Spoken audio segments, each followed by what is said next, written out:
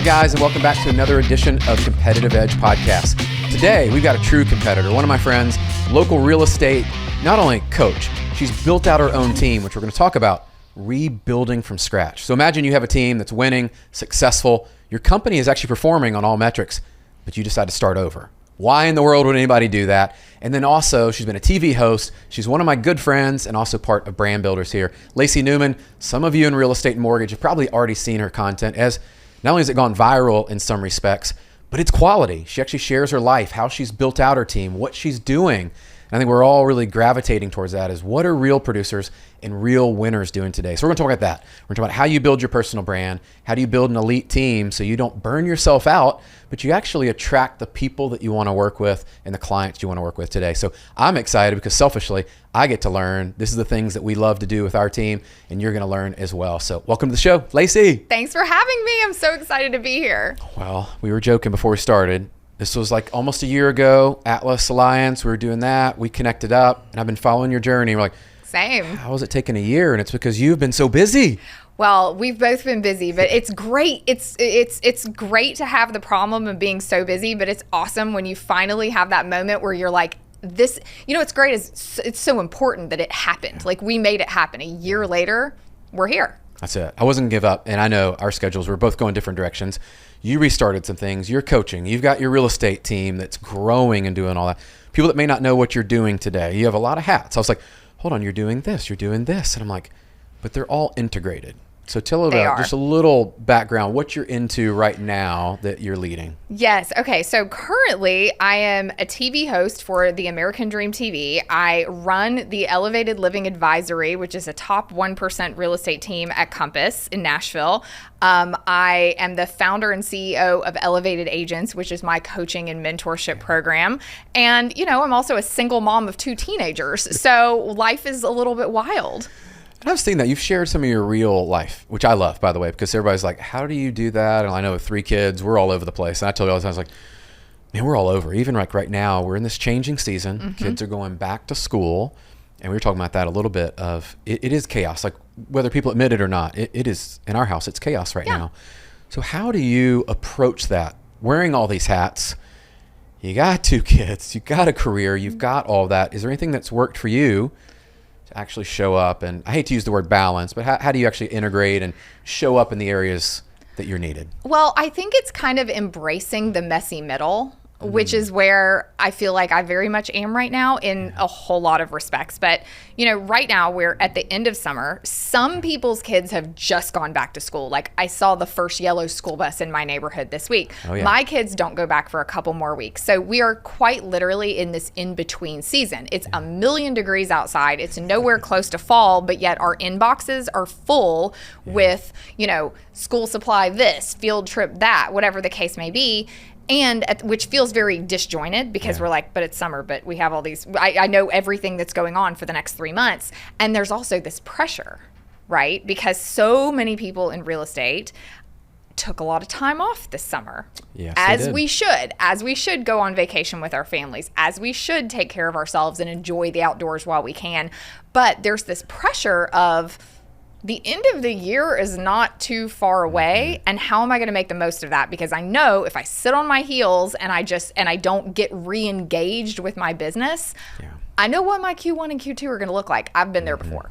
Yeah. So I want to dive deeper on that because we talked about this earlier, and there's definitely this almost 2 camp piece happening. Real estate, mortgage. I know some of my friends in financial planning are saying the same thing. It's like, we're winning over here at a high degree. And then there's other people who are like, man, the market's hard.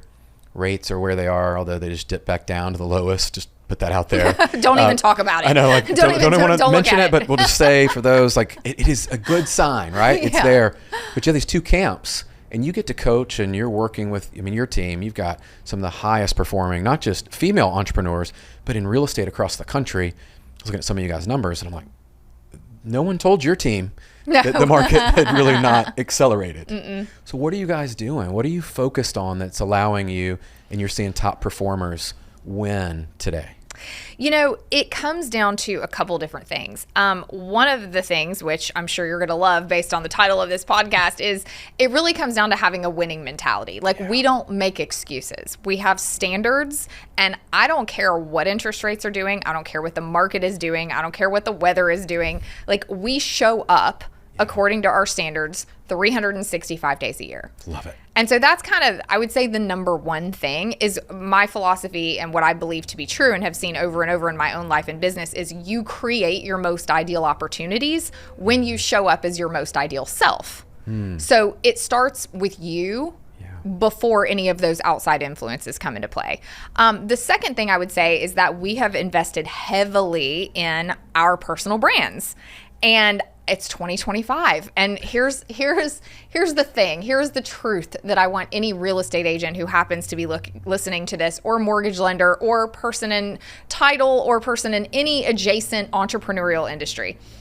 You may have not bargained for the fact that this would be your life, but the sooner you accept it, the better off you'll be. Hey guys, it's Brian here. I hope you are enjoying the show.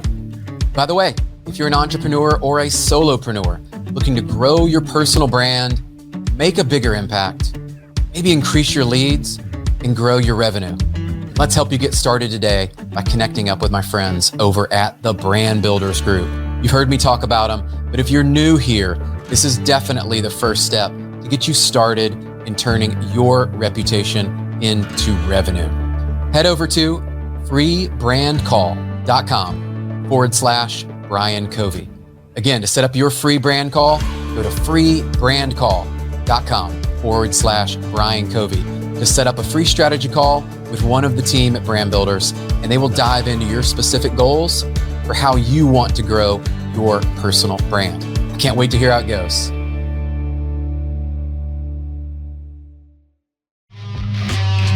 you feel that way too? I didn't sign up to go even do podcasts, I did sign up for it, but it was really, I recognized where the market was going, and I said, if I don't do this, I'm going to get beat, and I hate losing more than I like winning. It's right. So talk about that, because I think there's still some people sitting on a sideline going, that that's video thing, that's not me. That's just not me. I don't need to build a brand. It's a brand. I'm just going to call my past customers will just call me. They won't. They're going to call somebody with way less experience than you who knows how to be more visible. And that's the shame, but the reality of the world that we live in now. Yeah. And with advancements in AI, in tech, in branding, and all of these things, the world is moving so fast that if you are not actively investing your time, energy, and resources in learning those things that are outside the scope of doing your job as a real estate agent, by the way. Yeah. But if you're not investing time, energy, and resources in learning that stuff, you're not just standing still, you're actually rolling down the hill backwards. Yes. It's almost like the old Tony Robbins. You can't be staying in one place. Mm-hmm. You're growing or you're dying. The world is moving. The world's moving. You're either moving with it or you're reversing your progress. You're getting left in the dust. Yeah. Expand on this, because the personal brand thing, I know a lot of people just struggle with their relationship with it. Well, what should I be doing? And, should I do this? Should I be on this platform? It's they're asking all the questions that I always say is that's not the question. The question is really, how are you going to show up? Right. And are you going to show up in a place or consistently that people can find you? Exactly. And know what you do. So how did you approach it when you were starting to build your brand? Let's go back a little bit. Okay. Because I love these stories, and I know my stories are, the beginning was rough.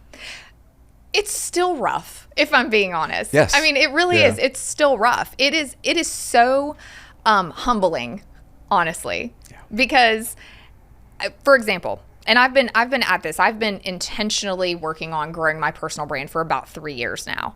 Awkwardly, uncomfortably, embarrassingly, cringy. I've done it all, right? Because you have to be willing to suck. That's right. Before you can figure out how to be a little bit better. And then you just iterate from there. But even this last Friday night, I went and did a brand shoot that was very much out of my lane of either real estate or coaching. It was very much more let's show who Lacey really is, which makes me wildly uncomfortable because I'm an introvert and have kind of prided myself my entire life on, putting forth, like, I was a PR major. Okay. So I learned from an early age how to present well, but that doesn't necessarily show who's behind that facade. Yeah. Right. And I think as salespeople, as entrepreneurs, we want to always put our best foot forward. But the funny, weird part about branding is that it's actually the opposite of that connects with people. Yes. It's the relatability. It's showing the flaws. It's showing the uncomfortable things. It's allowing the person who's watching on the other side of the phone, and it's allowing that person to see themselves in you. And if you present too perfectly, you just come off like, I don't know, an avatar. Yeah. You're like the robot. They watch you and you're like, oh, you're a really good actor. That's awesome. Amazing. Didn't pay to see that. Well, let's talk about this because this brand shoot, I saw this. This was the yellow outfit, right? The yellow dress, yes. I saw, and you talked about this and you're like, I didn't want to stand out, but you did stand out. I did it. So it was, I said, okay. I said to my team, okay, I've got this idea. I want to create this really amazing end of summer going into fall reset for real estate agents and my audience. And I've got this idea and I know what I want to call it. I want to call it Rise Higher.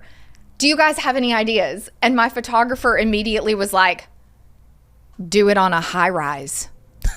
And I was like, oh, cringe. Immediately like, oh, that's so uncomfortable for me. And then my right hand Meryl was like, in a yellow dress. And I'm like, no, I wear like black or a blazer or something like that. And so, but I was like, okay, I'm going to trust that you guys know who I am. You know my heart. You know how I want to show up. You know what is going to connect well with my audience. And I kind of had to just put my own ego aside and be like, okay, this isn't what I would do because it's outside of my own comfort zone, but I trust these people who I know really get me and actually can visualize for me sometimes things that I'm not ready to visualize for myself. That's right. And so I went and did it, and it was so fun and it was awesome, and I can't wait to get the photos back because I feel so good about the fact that this really is going to convey the message that I want, and it's really going to resonate with that person that I can serve in a really unique and powerful way. But on the way home, I was like, oh, was that cringy? Is everybody going to think I'm stupid? I mean, these things go through my head. It goes through all of our heads. We think about these things. You're like, who's going to, like, we talk about videographers following people around at events and doing these things. And I think, okay, some people might think that's cringy. But if you do it in a way like you are, and I believe this, is like your intentions, you really do want to show up and serve people. Hey, this is me getting outside my comfort zone. Just so you know, like, this even wasn't my idea. My team came up with this, and like, you're going to have to do that in your own life. I think somebody on the other side of that could go, man, there's something I don't want to go do. Or somebody said I should, and they got to step out. Exactly. Because if I think to my real estate team, or I think to the students that I coach in my program, I am asking them for them to get out of their comfort zone. I'm asking for them to get out of their way. I'm asking for them to behave in a different way than they ever have before, because if you keep doing the same thing exactly the same way, you'll keep getting the same results. And so all I do all day long is ask other people to get a little uncomfortable, because I know that's what it takes. And so I have to be willing to do the same thing too. I had to take a dose of my own medicine. Oh, that's the best, isn't it? Or my coach would always say, he goes, sometimes we got to take our own advice. Right. Exactly. He said, he would kind of reflect that back to me. And I was like, yeah, that's for other people. It's not me. So I love this as you keep going down in your brand journey. Let's keep going through this because I love where you started, and then you're all the way now to the yellow dress. In between, if you were able to do it again, knowing what you know now, what would be some of the things that you would have done differently or changed? I would have hired help a lot faster. Oh, me too. Gosh, because so when I first started, so I opened this new account. All right. So I had my original Instagram account, which was where I posted pictures of my babies and flowers and, salad. I mean, just the olden days Random of Instagram, stuff. right? Random stuff. And then when I decided that I wanted to offer something for real estate agents because people were coming to me and they were asking for help. And I was like, okay, I can't, I'm still a producing agent at the time. I've got my own real estate team. I'm a mom. Like, if I am going to help people, which I very much want to do, I've got to figure out a way to do it at scale. So I started this little program and I opened this little account, and I did it not in my own name because I was kind of hiding. I was like, well, I don't want, what are my clients? What are my real estate clients going to think if they can see that I'm spending my time helping other real estate agents? How's that going to come off? You know, so I had like all these limiting beliefs around how I should show up. And of course I was doing it by myself in the beginning because I didn't know if I was ever going to make $1 doing it. And I really wasn't doing it for the money. I was doing it because I truly wanted to share and wanted to help. And so I was spending, I cannot tell you the thousands probably of hours that I spent doing something that was absolutely not in my zone of genius in any way, shape, or form. But then I would try to hire help. So at first I hired somebody on Fiverr. I'm like, oh, I'm going to hire somebody to make graphic carousels. And then of course, every time they'd send it to me, I'd be like, I hate it. And that's when I learned that you can't outsource your own creativity. So then I went back to doing it myself again. I'm like, okay, they're never going to understand. I realized that I have to do it. So then I went okay, I'm going to get an in-person assistant who helps me with other things, and she's also going to help me with social media. So she could sort of understand what I wanted and we could work on it together, but that was really slow and really inefficient. And also, I was the one leading the charge and I didn't know what I was doing.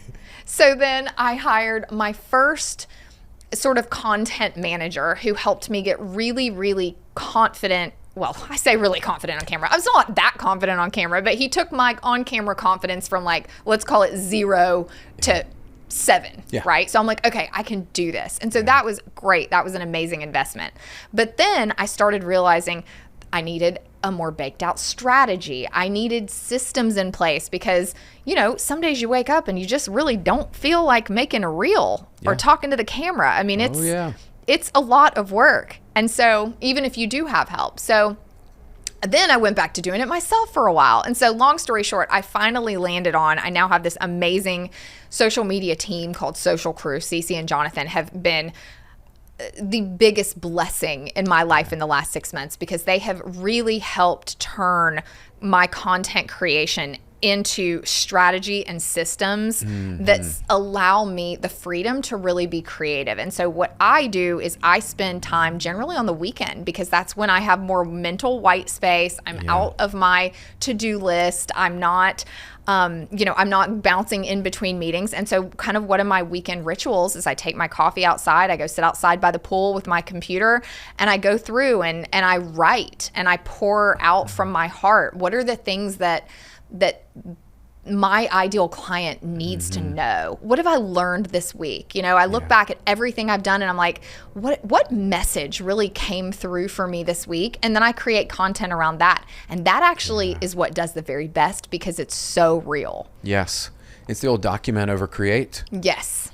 Like letting go. As I listen to you share that, that was one of the best pieces of advice I was given. And I love that the best performing content is always like, what have you learned this week? Because someone on the other end of that's going, hey, I may face that, or I'm going through exactly that right now.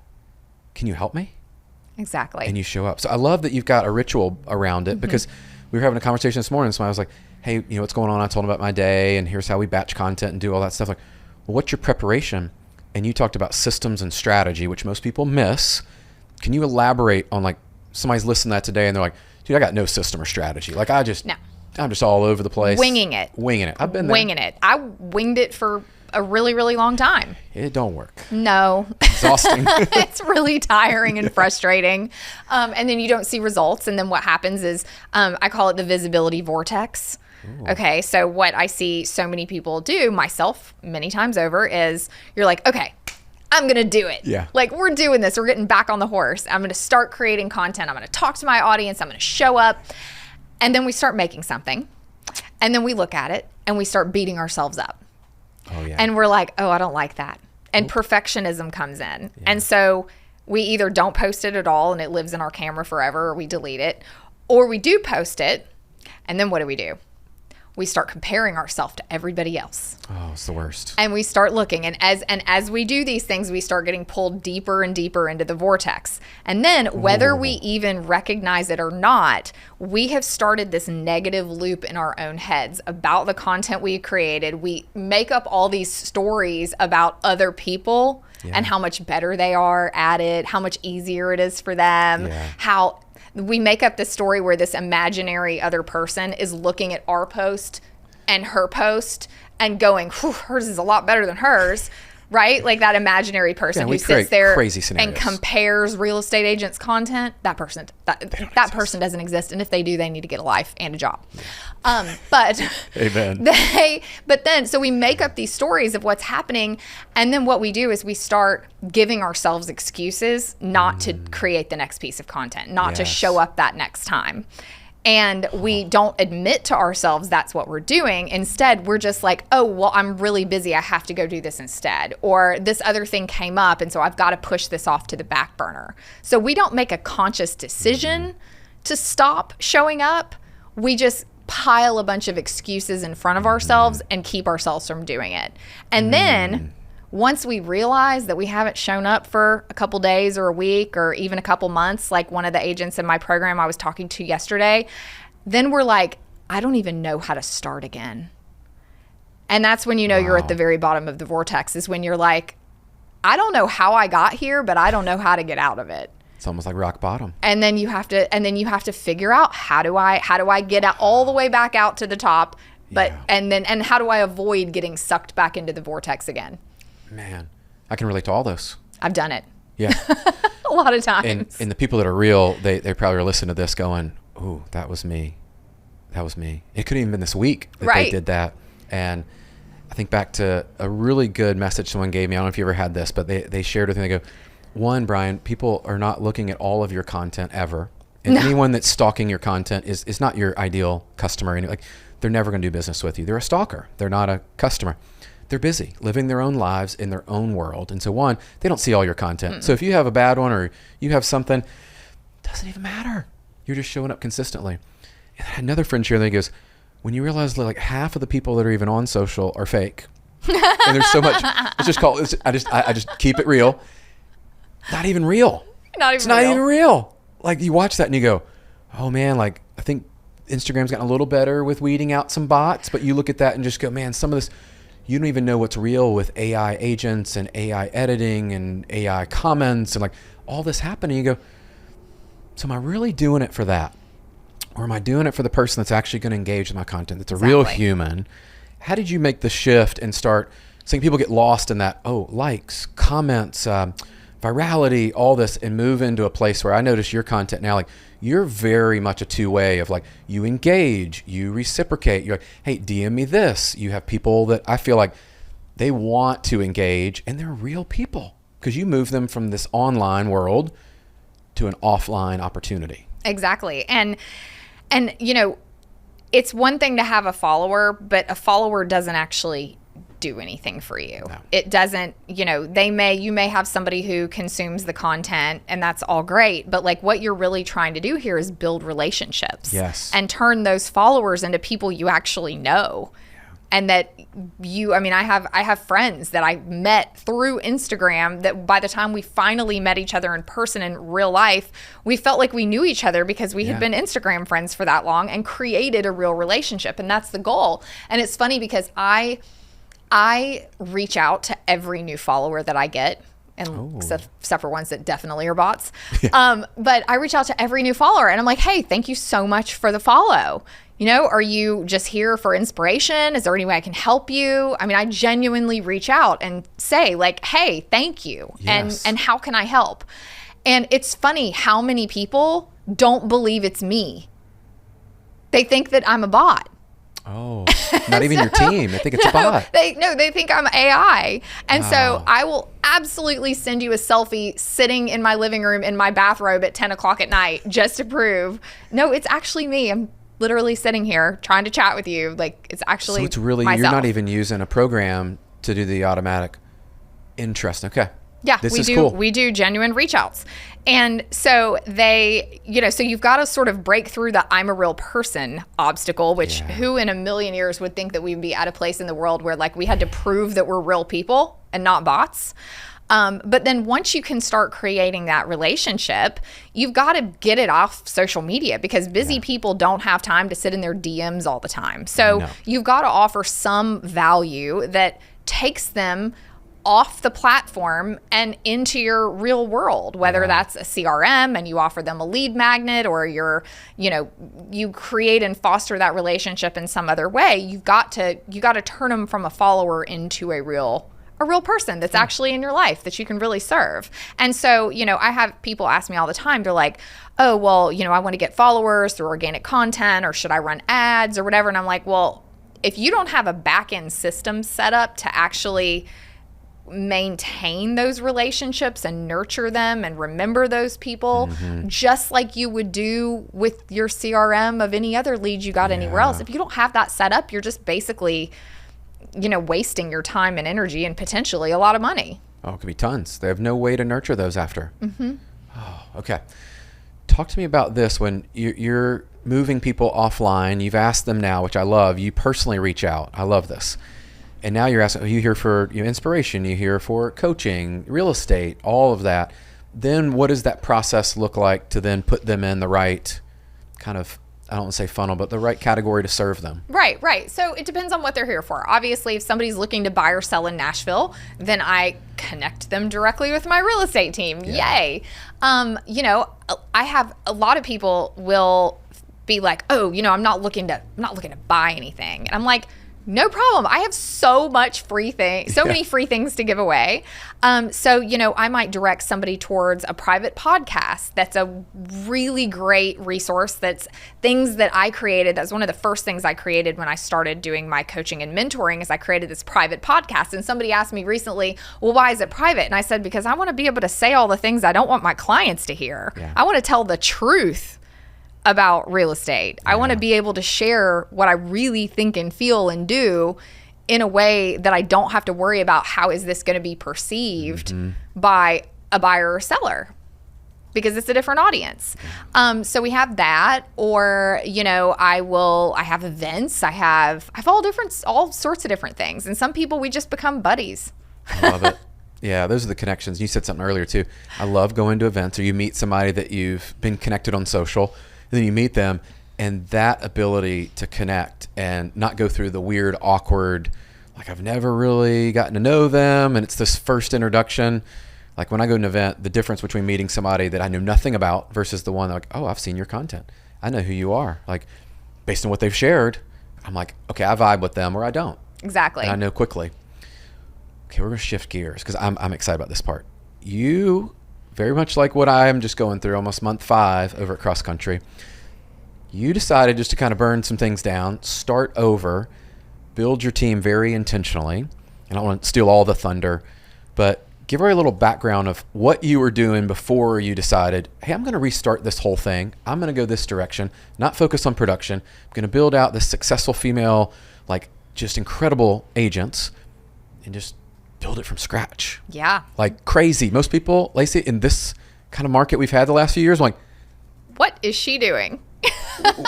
Who told you to do this?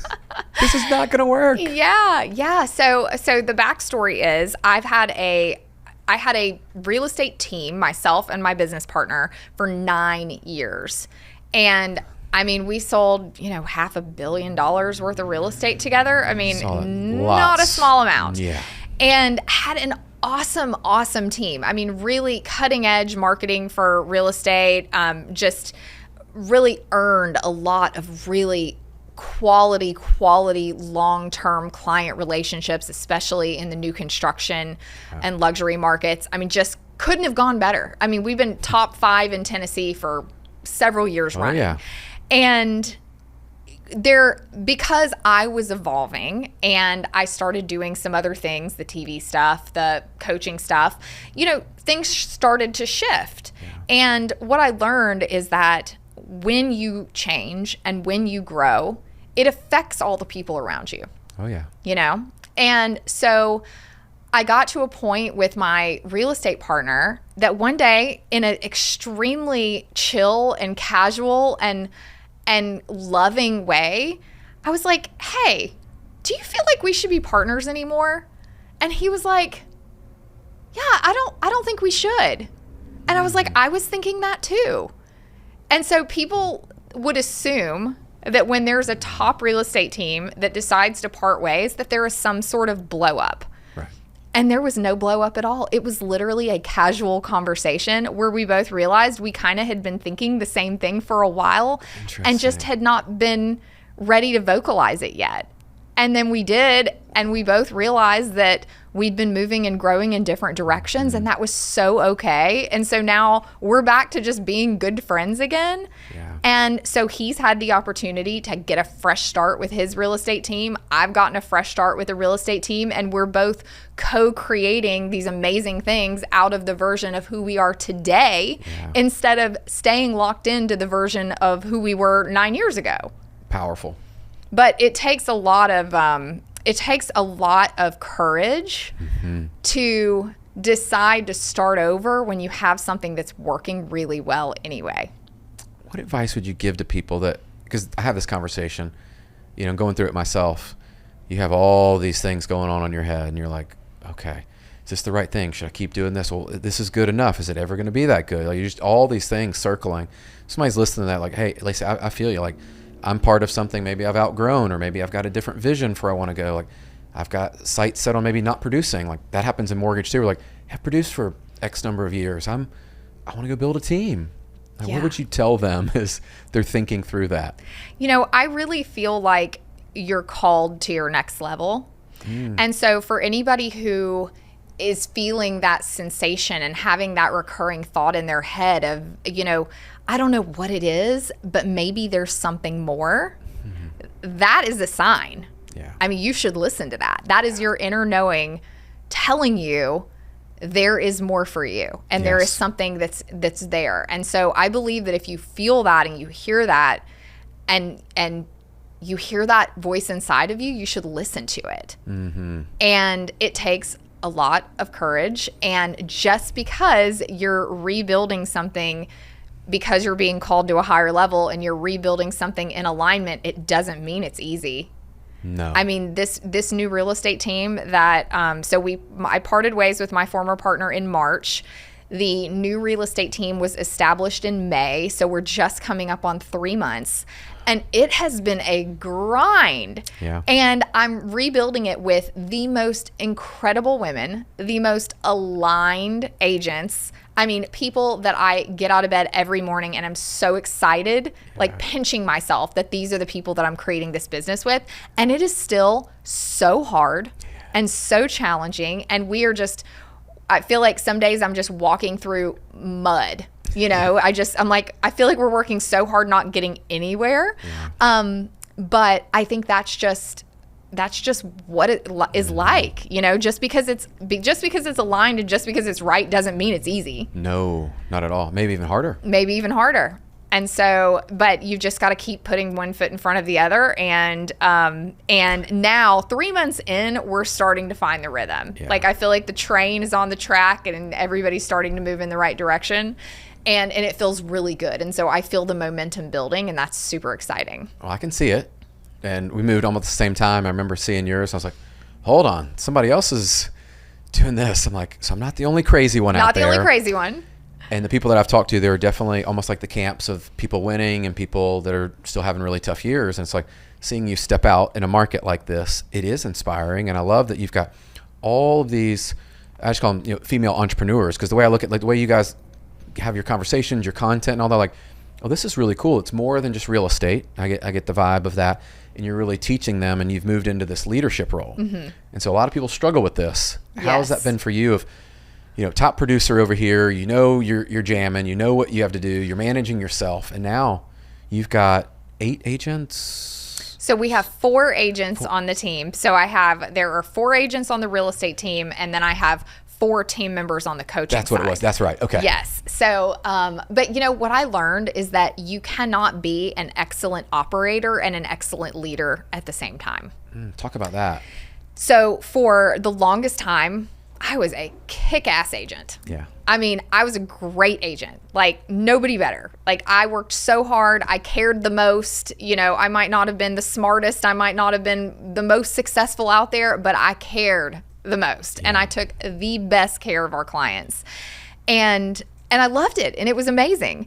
But what I wasn't doing is I wasn't being an awesome leader, because I was the one who was the front face with all of our clients. I was answering the calls. I was doing all the things. And once I sort of got the call toward, I really want to step into a leadership role, I realized I had to let go of a lot of my responsibilities as an operator, because I simply didn't have the time and bandwidth to do both.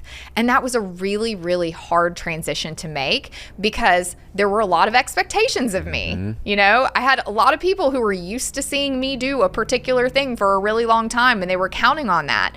But when I decided I'm going to do things differently, and this is where, you know, I've spent 20 years doing it like this, and I'm in my mid 40s, so I got another 20 plus years in front of me, and I don't want to do the exact same thing. I want to go into the new version. What's my next 20 years going to look like?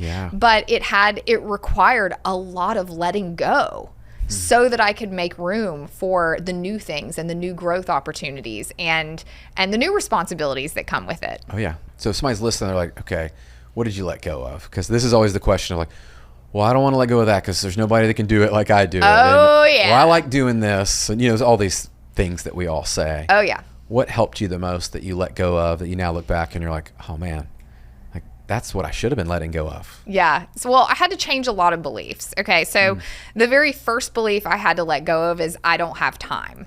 Because when we are embarking on a new path, whether it's, okay, let's say we really need to hire an assistant because we need to take some things off our plate, so we need to have somebody to delegate to. The first thing that I told myself, and what I see other people tell themselves, is I just don't have enough time. You know, I would hire someone, I would delegate, but I don't have time to. Okay. That's nonsense. Yes. Because you're really spending way, way, way more time continuing to do the repeatable task that is not within your zone of genius and way below your pay grade.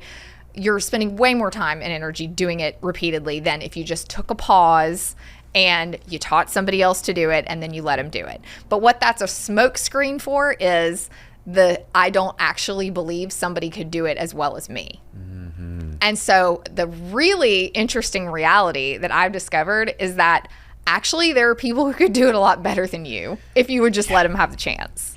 But I was I'm like, okay, well, I've had success doing it this way. Right. And so from my own scarcity, I would say, well, I have to keep doing it this way or I won't be able to continue having success. But what I realized is once I let go of that perfectionism and that need to control everything, actually we ended up having better outcomes for our clients. We had more fun, exciting marketing ideas for our listings or whatever the case may be, because new people brought new ideas and new energy to it. And so I actually found out I could hire people who did a better job than me. Oh, yeah. So that was a real big eye opener. And then I also had to let go of the expectation that my clients would only want to work with us if I was the one doing everything. And it was very humbling when I realized that actually wasn't true. That people pay for your process, not your presence. Ooh. And so as long as my clients' needs were being served at the highest level, at the standard that I set, they actually didn't care if I was the one there or not. Yeah. And that was a bit of a humbling moment, but it was also extremely liberating because it made me see that if I would slow down, if I would take the time to help other people understand the way I did things, if I would be open to allowing new feedback and new ideas to maybe even make it better than I had ever done before, and I let go of that control and trusted my team, that we could have more success, but I could have more freedom and more peace at the same time. Oh, and those are two major wins. Do you think that's why most people don't scale past? I mean, you talked about limiting beliefs, but I also think those are two things that I struggled with, and I see every leader struggle with, is setting up their team and their processes, and then realizing, I love what you said there, is people they want access to you, but it's really your team that delivers the product or service. They want the outcome. Yes. They want the outcome. Yes. They don't trusting you. Right. They're trusting you to deliver the outcome. Yeah. They're not actually wanting to control the process. But, so many people get into service-based industries because we want to help people. Yeah. A lot of us have people-pleasing tendencies, which people-pleasing means that we put ourselves beneath other people, beneath our clients. And so for myself personally, for so many years, I got really burned out because I felt like my job was to answer the requests of my clients as fast as humanly possible. And so I was just in reactive mode all the time. Chaos. But what I learned is that I actually had to get out of that position that was beneath, and I actually had to step into leading my clients, and I had to set the standards and the expectation and tell them how things were going to go, instead of sitting there being like, what can I do for you? Yes. And then waiting for them to direct me. And that's what they really want. Our clients are hiring us to do the job and be the professional. But so often, I think especially in the beginning, when you're young in the business, when you're new in the business, you're just trying to do whatever comes up in the moment. Yeah. But that's what holds so many people back, is that you can only live that way for a certain amount of time. And once your capacity is maxed out, you can never scale beyond your own capacity. Yeah. So you have to shift that, and you have to go, okay, I'm willing to delegate. I'm willing to say no to some things. I'm willing to put some boundaries in place to protect my time and energy. And then your capacity begins to grow. Yeah, it grows again. I love that. I was a good coach of mine. I always talk about, we got to look at your capacity. Yeah. Unless you fix that and you build the team around you, if your capacity doesn't grow, it's almost like law of the lid with Maxwell. I think about, okay, so I'm thinking about as you scaled this, and now people are probably listening to this like, that's cool. Lacey, I can do these things. That's their leadership books. I always love this because we were talking about this. We're both readers. Yes. And oftentimes I wish I read more. Any leadership books you would recommend to somebody going through this or that has helped you?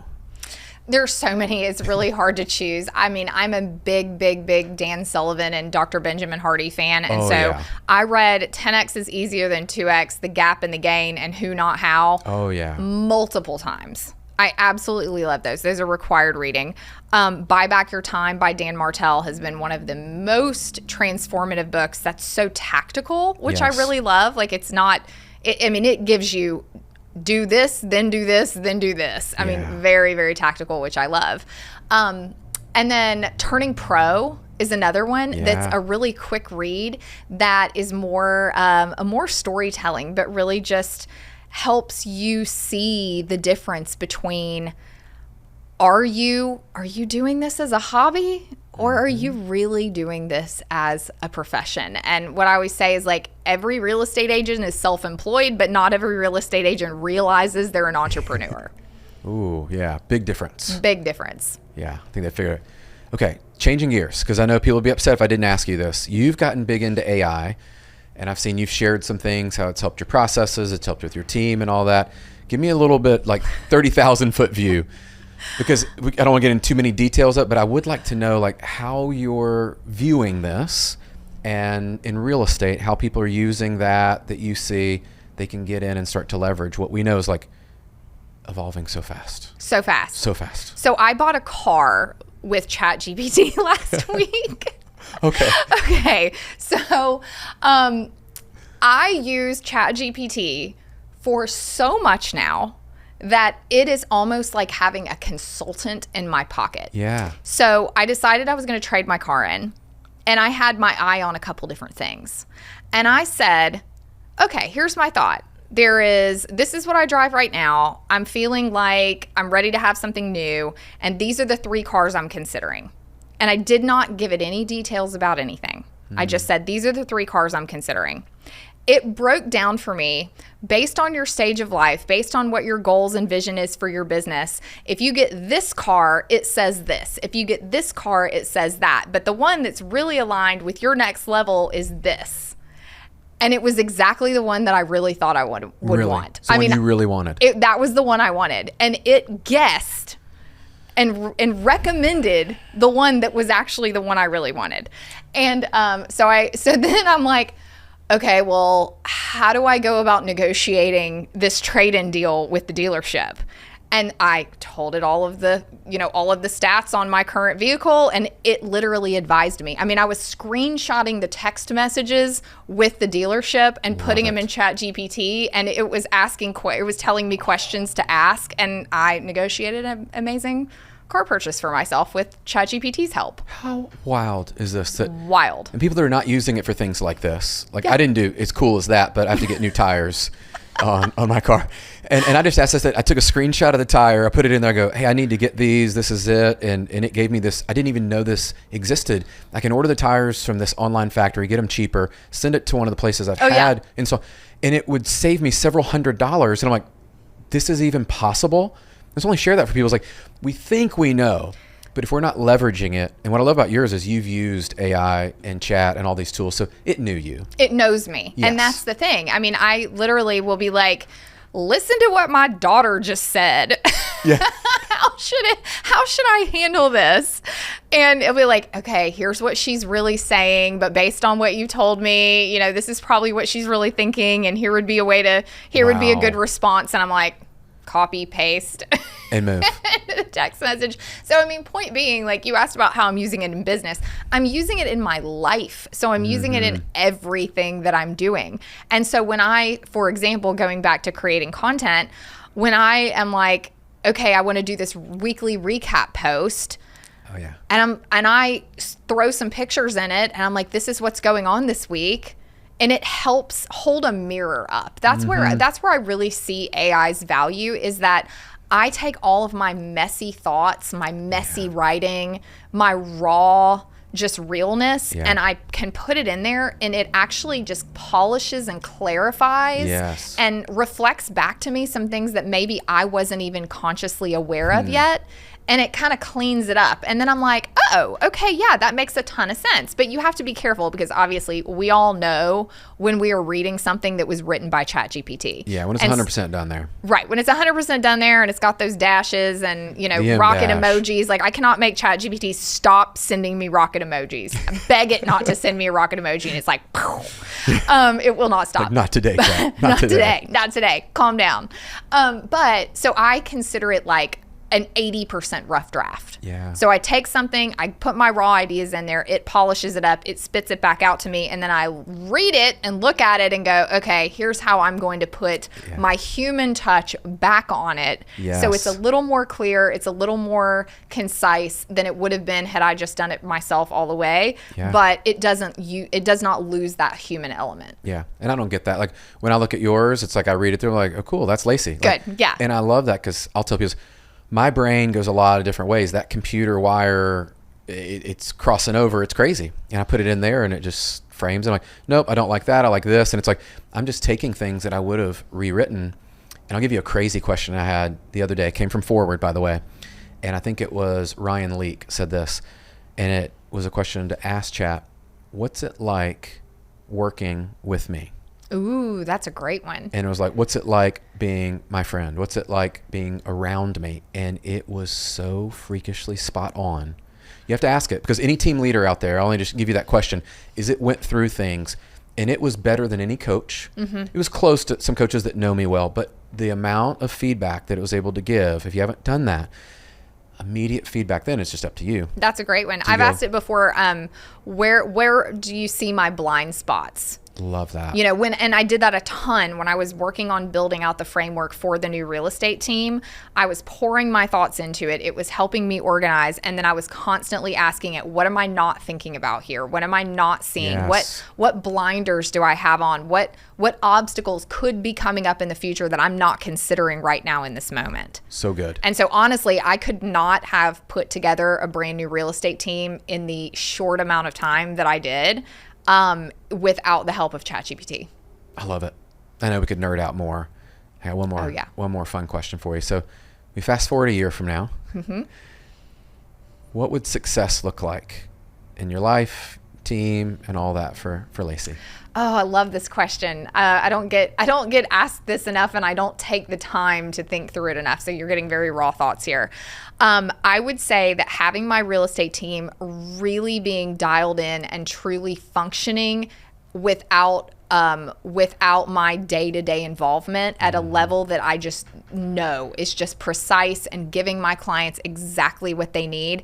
And most importantly, having every agent on my team be really happy and be really confident that they are on the right team that's creating the best opportunities for them.